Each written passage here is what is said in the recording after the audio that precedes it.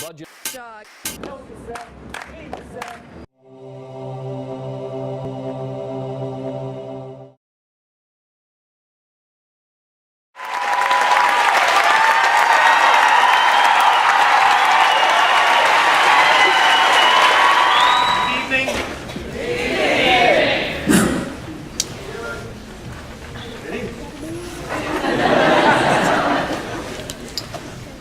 The future will only contain what we put into it now. I am humbled to be on the stage here with two intellectuals whose words, commitments, and actions have been my life's beacons. I first encountered Noam Chomsky through his book, American Power and the New Mandarins, 1969. This exact book was tucked away in my parents' bookshelf in Calcutta. I remember puzzling over the dedication to it, to the brave young men who refused to serve in a criminal war. To the brave young men who refused to serve in a criminal war. Calcutta was an unusual place. The street that housed the US and UK consulates had been renamed Ho Chi Minh Sarani, or Ho Chi Minh Street.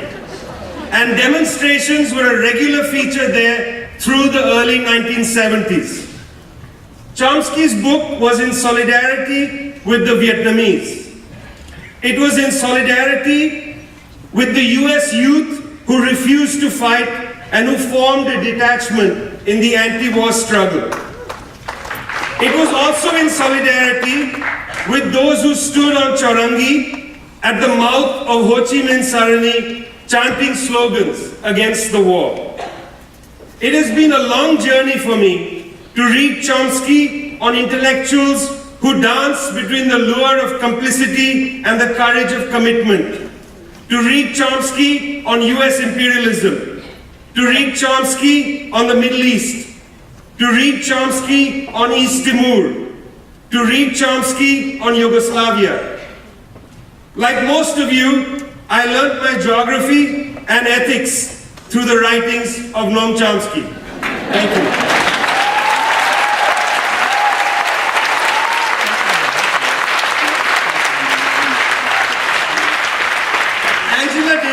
Angela Davis came to my life on a poster.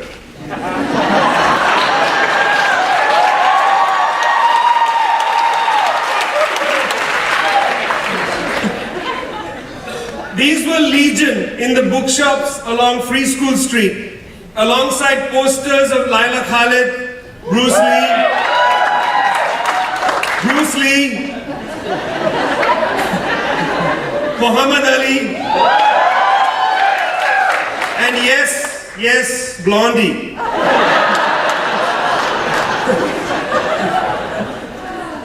In those bookshops, I found Angela Davis, an autobiography, 1974. I hope all of you have read it. It opens like a thriller.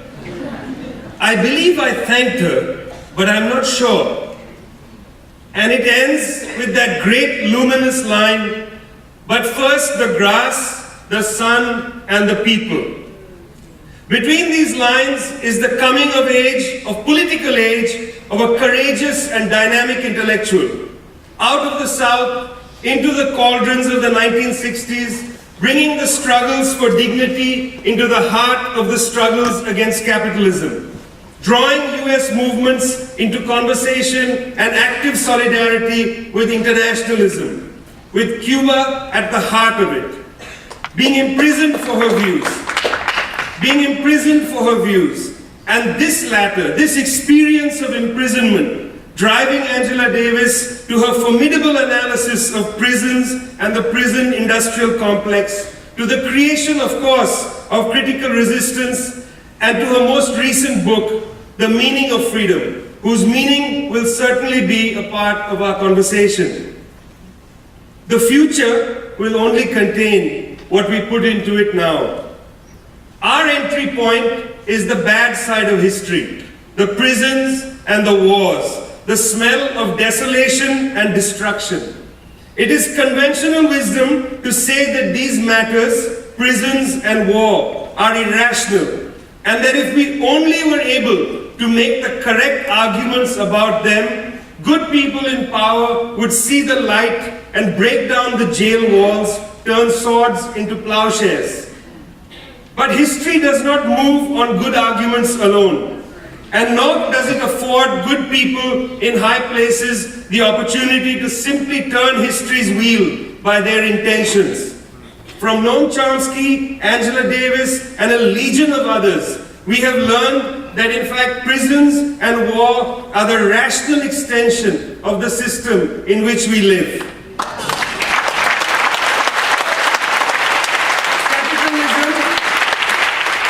Capitalism is a job-skilling and resource-devouring machine. Monopoly over technology allows the owners of capital to arbitrage the dreams of the many by using machines to supplant workers and by using the fruits of the machines and the earth to enrich themselves. This is why capitalism's general tendency is toward dehumanization, to let loose the four horsemen of the modern apocalypse: poverty, war, social despair, and climate change. Since the credit crisis, the world has seen a deficit of 50 million jobs, with 600 million people looking for work. Of these, at least 75 million are young people. A plurality of those at work are either unable to make ends meet, have to seek two jobs, or have to curtail all hope of betterment. As a consequence, the index of social unrest shows that more than half the countries in the world see an increase in unrest, with Africa, Eastern and Central Europe, and the Middle East as the core areas of social protest. The medicine for the slowdown is the same tonic that sent most of the global South into cataclysm in the 1980s. It used to be called structural adjustment and is now known simply and cruelly as austerity. Drastic cuts in the United States to avert the illusionary fiscal cliff will bring this country into line with the austerity regimes in place in Southern Europe and large sections of Africa. Obama has promised $2.50 in cuts for every dollar in spending. If the economic dust bowl has already begun to clean out vast swaths of US cities, the next stage of austerity will be unyielding. That social unrest in the Middle East and Africa, and that social dislocation in the landscape of America and of the American dream will create the objective conditions for more wars and more prisons. Capitalism narrows the corridors of public policy, preventing humane solutions to the crisis. When unrest breaks out in Egypt, it can only offer the truncheon and tear gas. In Yemen and Pakistan, it is the drone attack. In the cities of the United States, it is tasers, sound cannons, and supermax prisons. These are the emblems of social welfare in the age of austerity. To end the reign of war and prison, we cannot beg capitalism's Praetorian Guard to simply stand down. We have to build the massive movement that carries other ideas forward, that believes in jobs, not money, in life over life sentences. The future will only contain what we put into it now.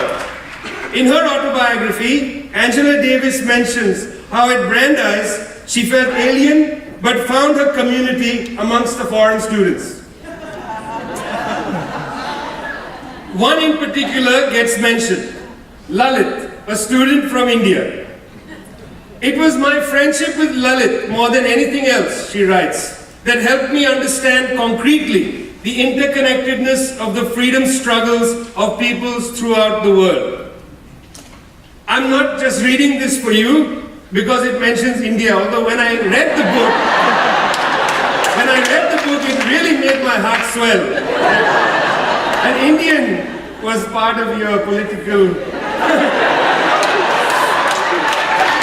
I think my entire personal trajectory of writing about Afro-Asian interactions probably stems from that sentence.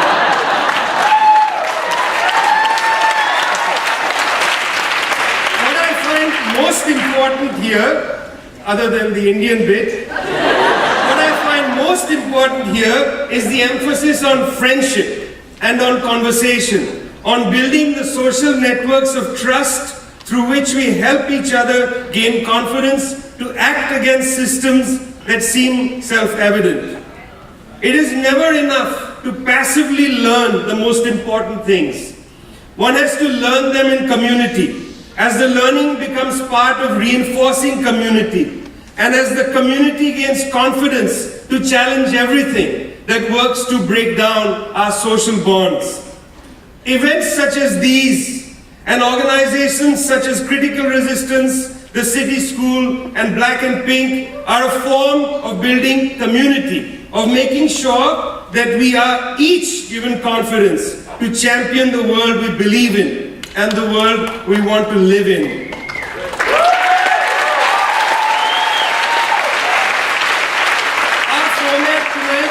Our format tonight is very simple. First Noam will speak, then Angela will speak, then we'll go back to the chairs where we'll hold a conversation. After which, there will be some questions. Although some of the questions might come during our conversation. I'd like you to know that over the course of the past few weeks, several organizations in Boston have been discussing ideas and actions, and they've prepared some questions that will go to the head of the queue. In fact, I'll call on them. If the house lights go up, it'll be easier. If the house lights go up, it'll be much easier. Then we can see you. Right now, it's a very unusual. Okay, fine. There we go.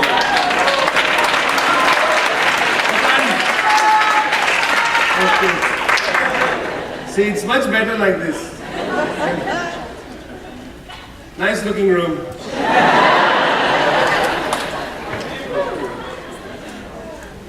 If you have questions and are not part of these groups, please either be patient or forgive us if we run out of time. So that's my apology from the beginning. But first, Opa Chomsky style.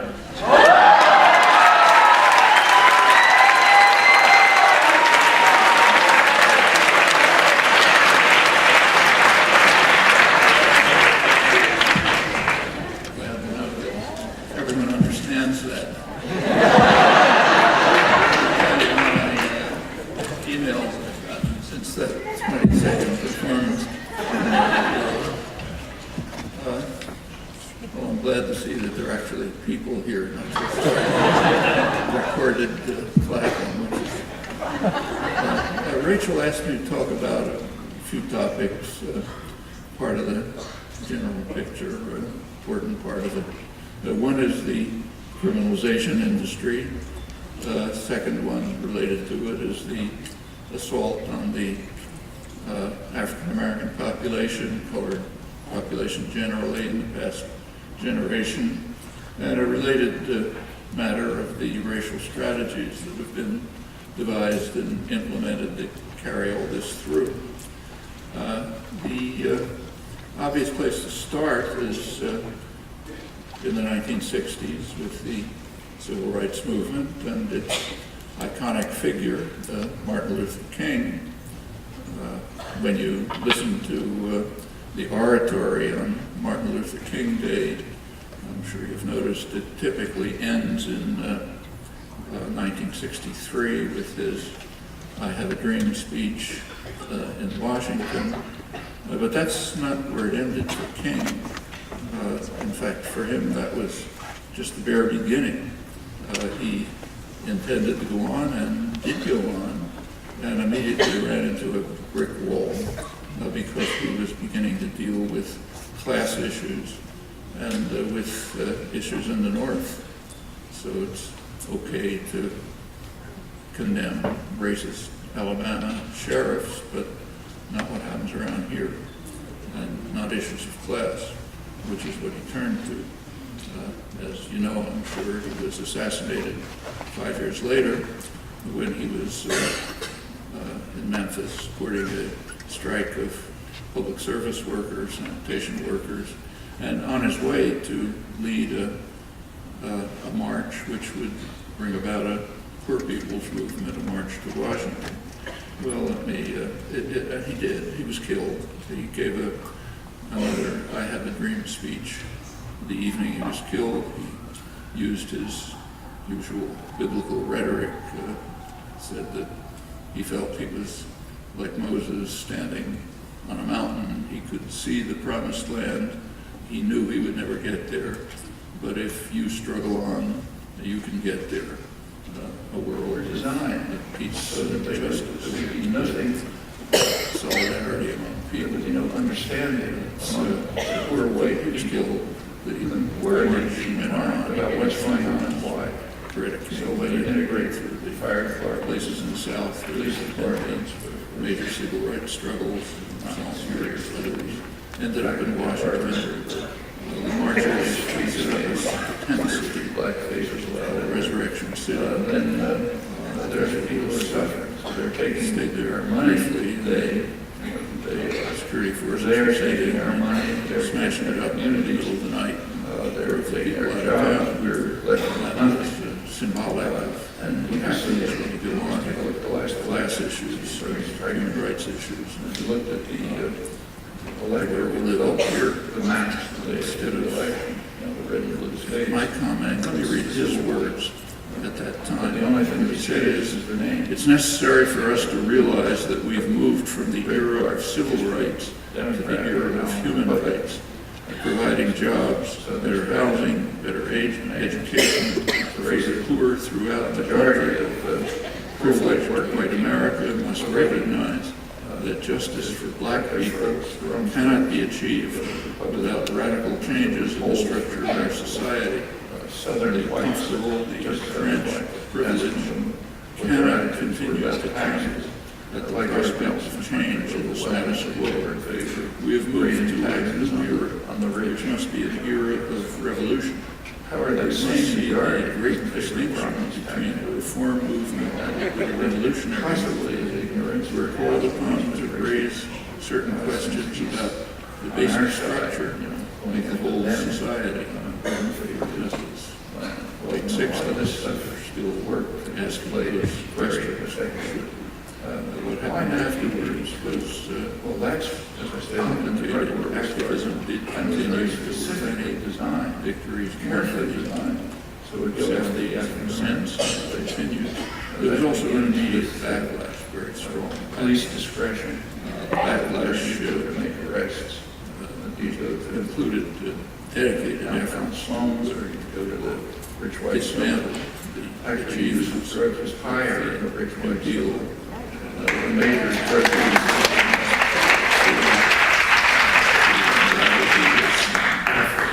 also to undertake a war against mainly the black population, colored communities, and to deal with the suffering of the poor white population, who were also victims of this, by exploiting what's sometimes called racial pride, exploiting the fears of the working people and working class whites in the very classic ways, it goes all through history, to try to break down the solidarity and the mutual support that are what are desperately needed to address the real problems of the whole society. A major part of it in the mid-70s was simply to redesign the economy. And the word design is critical. It wasn't just something that happened. These are planned changes in the nature of the economy, alternatives available all the time. That two major factors of it were the shift from production to manipulation of finance, huge increase in financialization. You could make more money that way by playing games with complicated financial instruments than by producing things. The production did continue, but it was offshore. You can use miserable, horrendous working conditions in Mexico, China, Vietnam, Bangladesh to replace working people in the United States. One effect of this One of the many effects of this, one that's very visible, is what happened to the minimum wage. It's a critical way of maintaining at least a floor under the living standards of poor people, working people. Through the post-New Deal period, the period of great growth in the economy and pretty egalitarian growth, the minimum wage kept up with productivity of labor. Now, that's totally changed. If that had continued past the 70s, the minimum wage now would be about $25, almost $25. That's what it is. That's one sign of the assault against the general population, the sometimes called the neoliberal assault that Vijay was talking about all over the world here too. That hit primarily working people and poor people, disproportionately black because of the race-class correlation, also working-class whites. And they had to, their concerns had to be dealt with too. That's where the racial strategies come in. To deal with this problem, one device that was constructed was to eliminate the superfluous population, and not by murdering them, because we're a civilized country, so putting them into prisons. That began around 1980. Really 1982 was when you could begin it.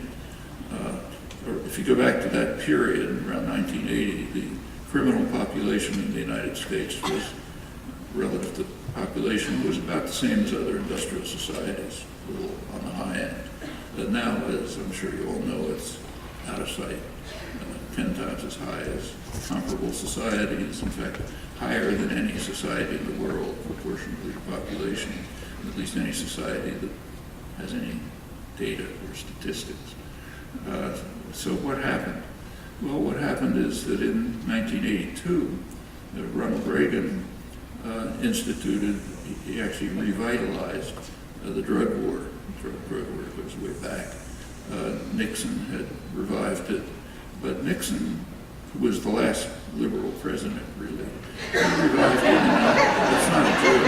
In fact, Congress is now trying to dismantle Nixon's liberal achievements. He did revive the drug war, but in a pretty fairly humane way, certainly by contemporary standards.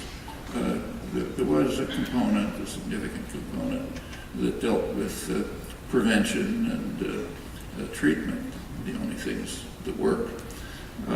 That changed in 1982. That component disappeared, and it was done in a strictly racist fashion, overtly racist. Those of you who are old enough to remember will recall Reagan's favorite anecdotes about welfare queens, rich black women who were driven in their limousines to one after another welfare office because they have a lot of Social Security cards. And do they take your hard-earned money? Well, that meant something to poor white working people who were also being smashed in the face. They're taking our money. Busing and other strategies were designed so as to set poor people at each other's throats.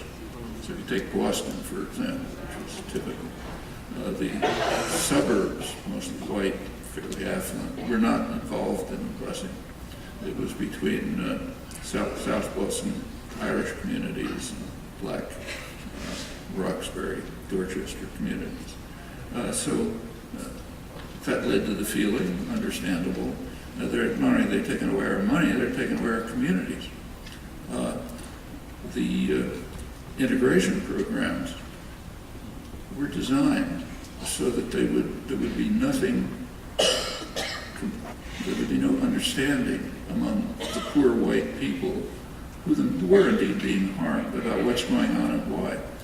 So when you integrate fire departments and police departments, but of course not seriously the faculty at Harvard or the executive suites, maybe 2 or 3 black faces allowed in there, then there's people who are suffering. So they're taking our money. They are They're taking our money, they're taking our communities, they're taking our jobs, we're left with nothing. And you can see it. Just take a look at the last election. See it very striking. Right. If you looked at the electoral results, the maps the day after the election, the red and blue states, it's the Civil War. The only thing that's changed is the names. The red parts that used to be Democrat are now Republican. That's Nixon's Southern strategy. Change the names, keep the racism. A majority of poor white working people voted to cut their throats, their own throats. They voted Republican. There were polls, for example, of Southern whites, just Southern whites, asking them what their attitudes were about taxes. Like everyone else in the country, overwhelmingly they were in favor of raising taxes on the rich, which are ridiculously low.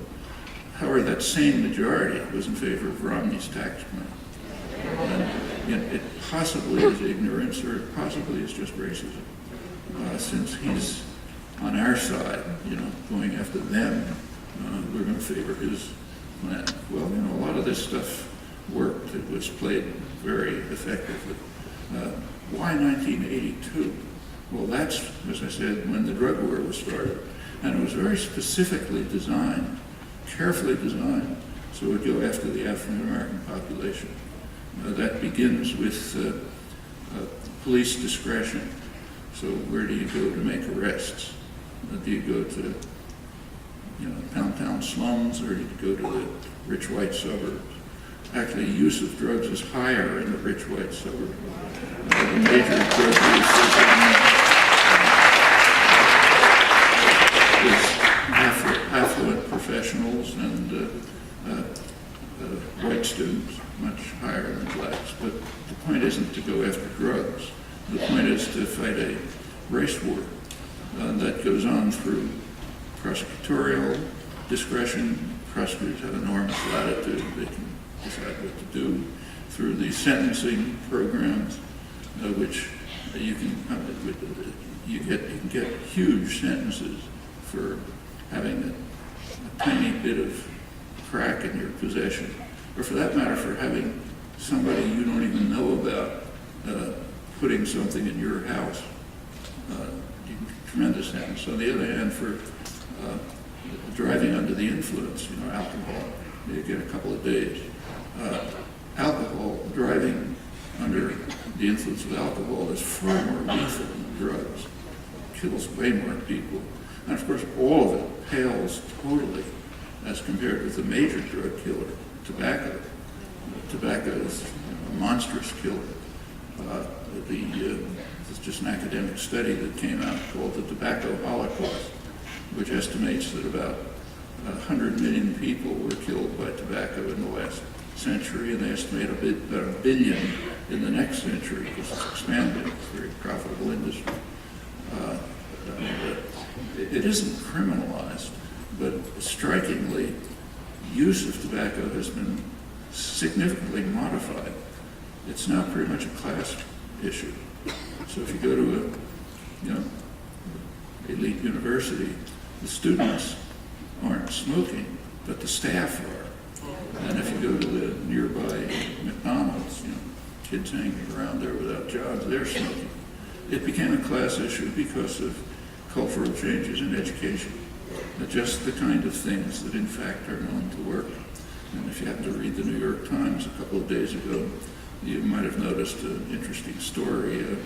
There finally have been class action suits which compelled the tobacco companies to pay a kind of, from their point of view, pennies to compensate for the extraordinary massacre that they've carried out. It is kind of a holocaust. But the states are not using the money for prevention and treatment, even though their own data shows not only that it's effective, but that it saves them money. It saves them a lot of money.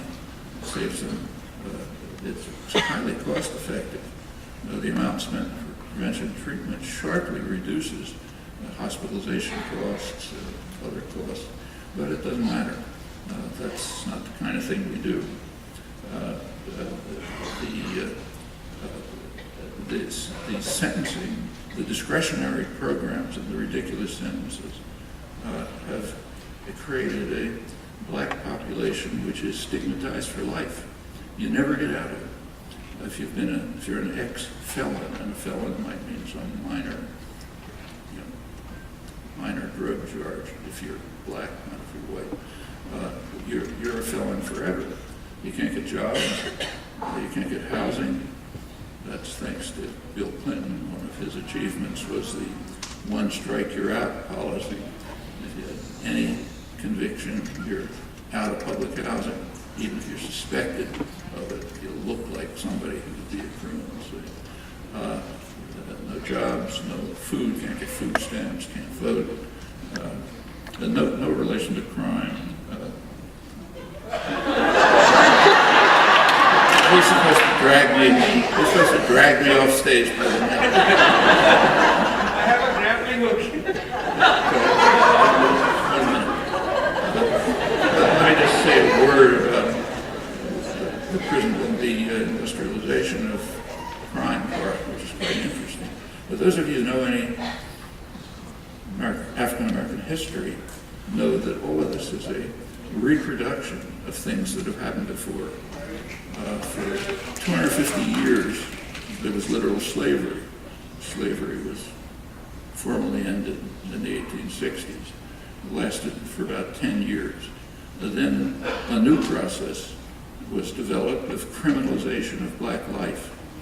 So if a black man is standing on a street corner to be accused of vagrancy, gets a $20 fine, which he can't pay, has to go into debt, and he's in jail forever.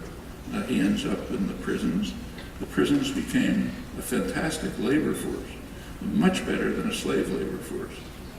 Slave owners used to criticize northern industrialists, claiming that they were more moral because they owned their labor force, so they had to take care of them.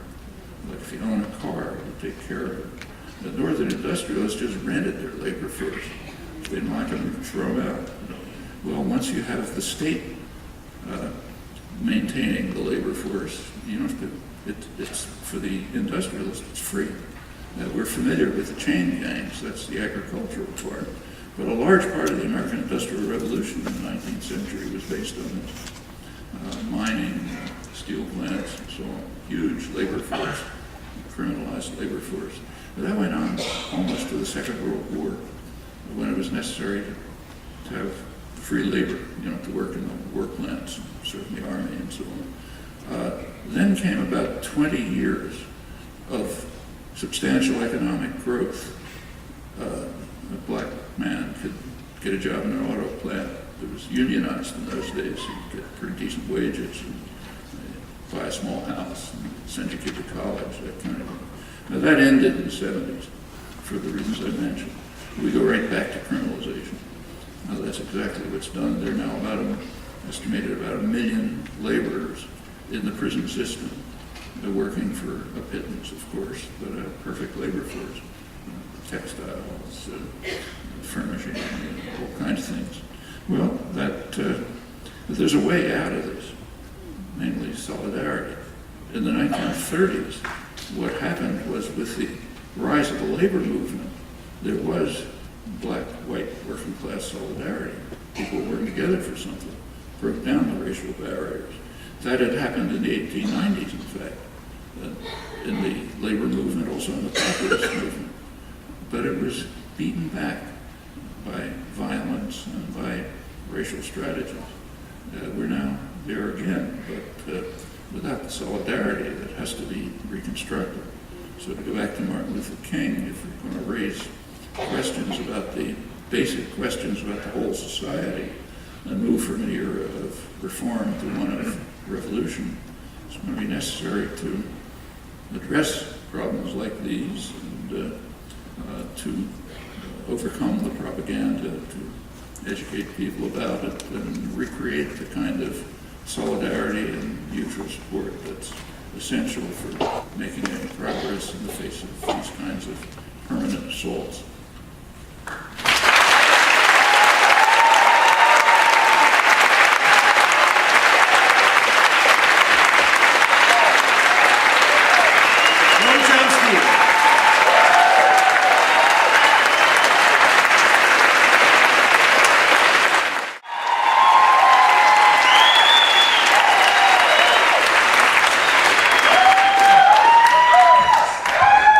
evening, everyone.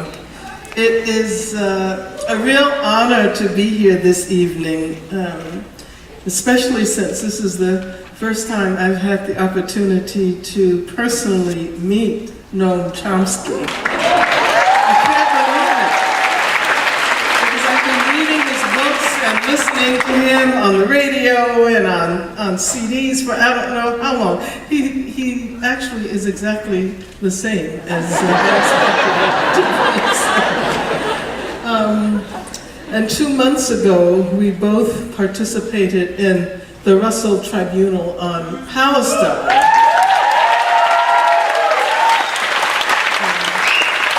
But he was under the weather and Skyped in. That's why I said this is the first time I've actually had the opportunity to meet him in person. And this time, it's my turn to have a really bad cold. And I almost stayed at home and Skyped in. But I woke up at 2:30 this morning, and I thought about Noam Chomsky, I thought about Vijay Prashad and Mel King, whom I've known for 40 years.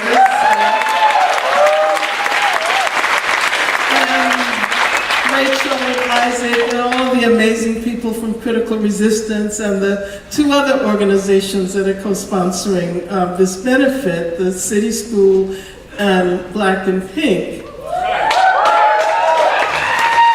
So at 2:30 this morning, I could hear my deceased mother's voice telling me that she knew I could do it.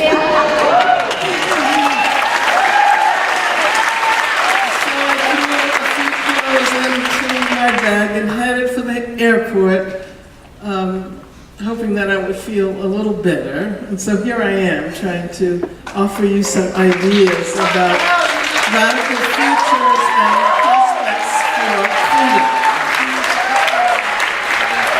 The term future, of course, is always relative. It's relational. A future is a future always in relation to a past and a present.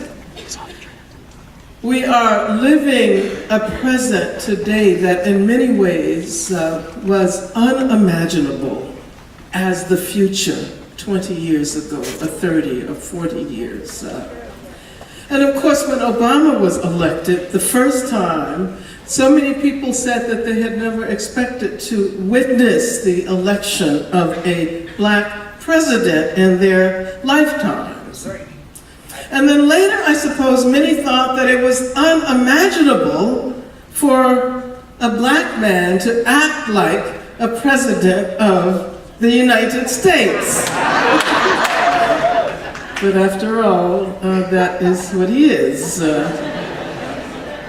But some of us can say that we never expected that racist violence, and indeed racism more broadly, would persist in such blatant and insidious ways well into the 21st century.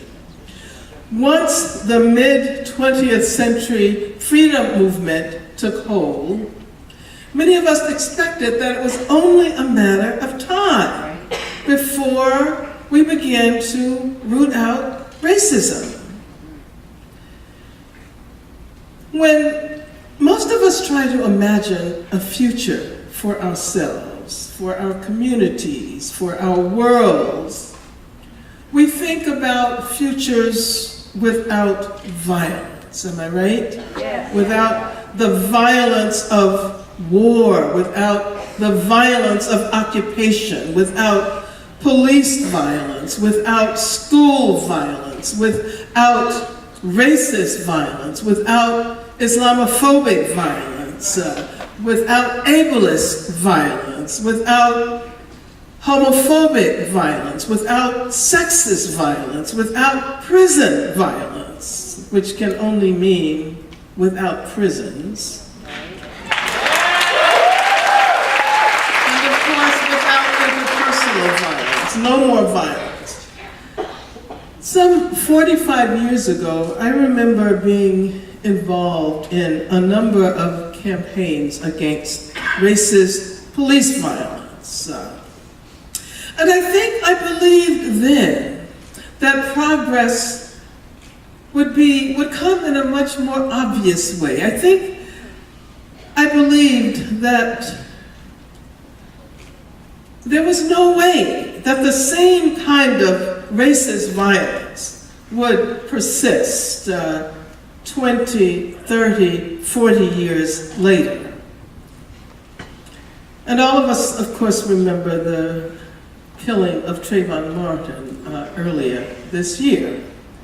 And I noticed reading the New York Times yesterday that George Zimmerman is once again in the news in relation to his suit against NBC for editing his 911 remarks and for making him appear to be a racist predator. But what I would say is that what has not changed is the assumption we often make, or we make too often, that individuals bear the brunt of responsibility for that racist violence. And think back maybe 7 or 8 months ago, when there was a flurry of activity around Trayvon Martin. His name was in the news every day. There were demonstrations and all kinds of events. And then what happened? George Zimmerman was arrested. You remember? And then all of the activity stopped. It all stopped. It came to a halt as if the arrest of a single person, a single perpetrator, could reverse the centuries of racist violence inflicted on Black people, Latino people, people of color. And let me say that this is actually one very strong argument for prison abolition. Putting one person in prison cannot reverse a whole history of racist violence. Putting people in prison cannot address the issues that imprisonment attempts to address. But let me say that this is a strong argument for seeking ways other than imprisonment to dismantle the structures of violence in general. Now, when we think about violence, we tend to think about male bodies as the targets of violence, right? Of violence in war, violence in prison, violence on the street. However, the most consistent targets of violence in the world are women. Let me say this again. The most consistent targets of violence in our villages, our towns, and our cities, wherever we might find ourselves in the world, are women. And so this leads us to ponder the connections between intimate violence, family violence, rape, battering, femicide on the one hand, and police violence, vigilante violence on the other. This leads us to ask questions about the relationship between racist violence, gender violence, intimate violence, state violence. To discover the complicated ways in which these modes of violence are organically linked is, I think, the work of imagining radical futures. We cannot imagine radical futures if we do not grasp these connections. There have been vast movements against violence against women all over the world for the last 40 years. Studies have proliferated, programs have developed and expanded. Law enforcement people have received more trainings than you can possibly imagine. There are programs within prisons, yet that violence continues unabated. The violence continues. More perpetrators of gender violence are in prison all over the world now than ever before. But the incidence of violence against women has not gone down. And it is not surprising that communities that have historically suffered numerous forms of violence, from slavery to war to police violence to over-incarceration to over-punishment within the educational system, it is not surprising that girls and women in these communities suffer a disproportionate burden of intimate violence. As horrendous as it may be, should we really be surprised that family violence and intimate sexual assault continue to keep pace with the proliferation of institutional and structural violence in the world? Violence against women and girls not only bolsters gender-based hierarchies, but class hierarchies and racial hierarchies as well. In a culture that continues to pathologize women of color and criminalize men of color, is it at all surprising that violence pervades intimate relationships? Violence is used to address social problems so that the majority of the almost 2.5 million people behind bars in the US today are people of color. Black students are much more likely to be punished in schools than white students, from kindergarten through high school. But why is it so difficult to think about violence against women and girls without thinking about law enforcement and carceral strategies as the solution?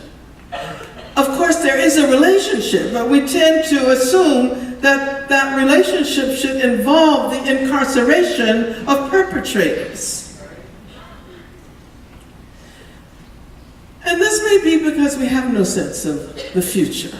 It may be because we have no historical sense, because we want instant solutions. We want instant solutions to the problem, and perhaps also instant solutions to the problem of thinking about the problem. So if we look at law enforcement and incarceration as shortcuts that allow us to shift our focus from something that is very painful to reflect on, to an expression of anger, of revenge, of retribution, that is what the prison allows us to do. That is what the strategy of imprisonment encourages us to do. And so what I'm trying to say is that the logic of criminalization and incarceration is a logic of diversion and deflection.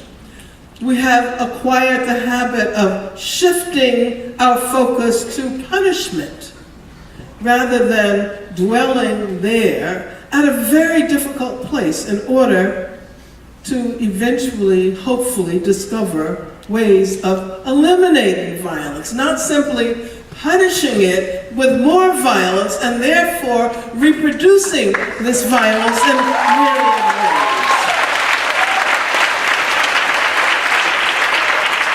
And so this logic of diversion and deflection, do I really only have 45 seconds left?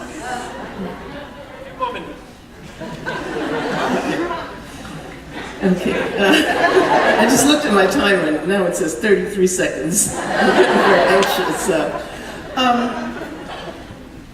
Well, one of the points that I was going to make is that whenever we address the question of institutional violence, we also have to look at the family, which is a site of the social reproduction of an exploitative system. The family often recapitulates the violence of a larger society.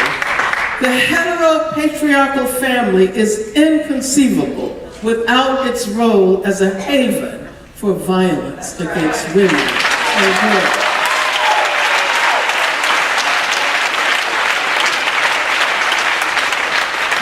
What you might call heteropatriarchal violence is also replicated in some same-sex relationships. So this is one of the reasons why being in favor of gay marriage is not so simple. We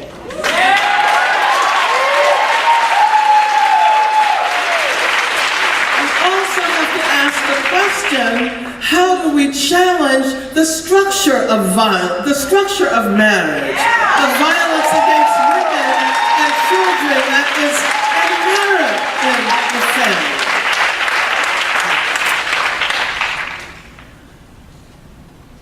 And I was I'll have to just summarize some of the things that I was going to say. I was going to talk about violence against women, violence against trans women, violence against lesbians. And I can say that I just came back from, this is probably why I'm sick in the first place. I've been traveling too much, been in too many planes. But I just came back from the World Social Forum, Free Palestine. Free Palestine. That was held in Porto Alegre, Brazil. And let me say that our work on prison abolition has to extend to the abolition of open-air prisons as well. Palestine, of course, is the largest open-air prison in the world. So what I'm suggesting is that as we imagine radical futures, we have to commit ourselves to work on theoretical and practical terrain that is broad and expansive rather than narrow and restrictive. I know we tend to use the term intersectionality, and I think we've grown too comfortable with that term. And I wonder whether we shouldn't continue to search for formulations that come closer to what we mean when we say we don't want to focus on single issue approaches, but rather approaches that require us to think deeply about links and connections and relations among issues and among struggles.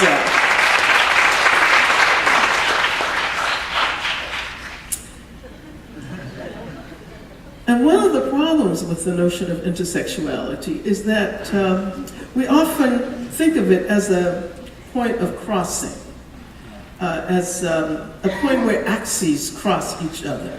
And even though that point of crossing need not be conceived, I see Vijay is getting ready to walk over to pull me back. But I just wanted to say in relation to the Palestine Solidarity Campaign, that the critique of pinkwashing has become really important in the sense that it not only reveals the shallowness and the contemptuous character of the democracy that Israel purports to represent, but it broadens the terrain of struggle against the occupation and against the Zionist policies of Israel. And everybody knows what pinkwashing is, right?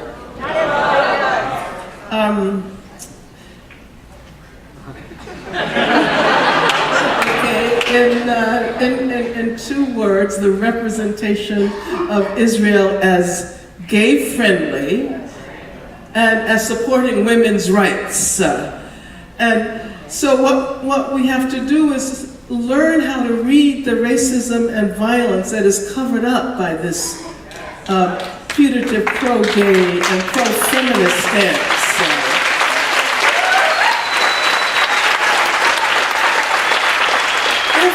Living a future we might not have been able to imagine a generation or two ago. What are the futures we strive toward today? Let us not be afraid to imagine the most radical possible futures. Even when it is said this goes against human nature, without prisons, for example, we would be unable to deal with the dangerous people of the world. The process of imagining radical futures with prospects for freedom requires us to stretch our minds and our vocabularies and to recognize that even if prison abolition or the eradication of violence cannot be achieved in our lifetimes, let us stretch our imagination much further than our lifetimes, further than the lifetimes of our children or grandchildren or even great-grandchildren. And I think of committed activists like Frederick Douglass or Ida B. Wells, they never would have been able to imagine our present. But without the movements with which they were associated, we would have no foundation on which to build radical futures today. Thank you.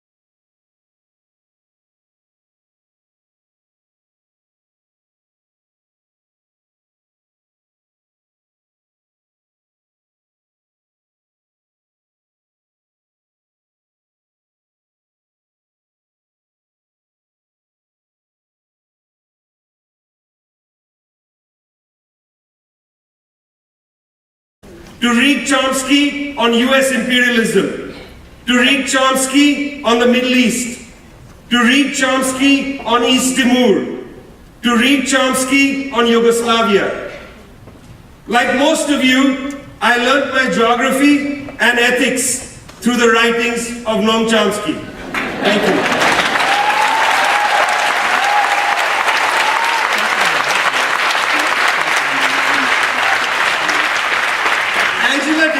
Angela Davis came to my life on a poster.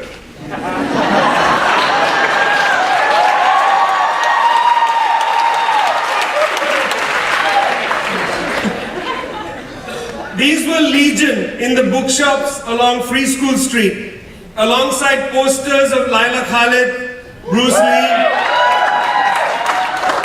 Lee, Muhammad Ali, and yes, Blondie. The crazy budget shock.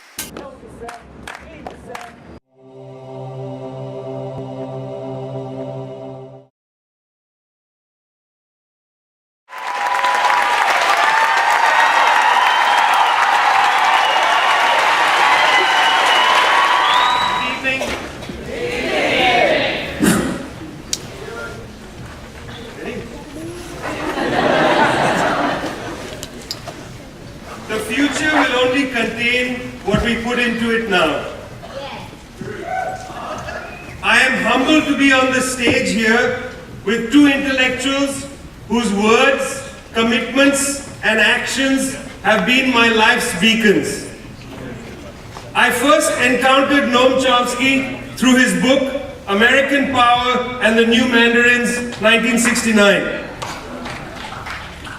This exact book was tucked away in my parents' bookshelf in Calcutta. I remember puzzling over the dedication to it, to the brave young men who refused to serve in a criminal war. To the brave young men who refused to serve in a criminal war. Calcutta was an unusual place. The street that housed the US and UK consulates had been renamed Ho Chi Minh Sarani, or Ho Chi Minh Street. And demonstrations were a regular feature there through the early 1970s. Chomsky's book was in solidarity with the Vietnamese. It was in solidarity with the US youth who refused to fight and who formed a detachment in the anti-war struggle. It was also in solidarity with those who stood on Chaurangi at the mouth of Ho Chi Minh Sarani, chanting slogans against the war.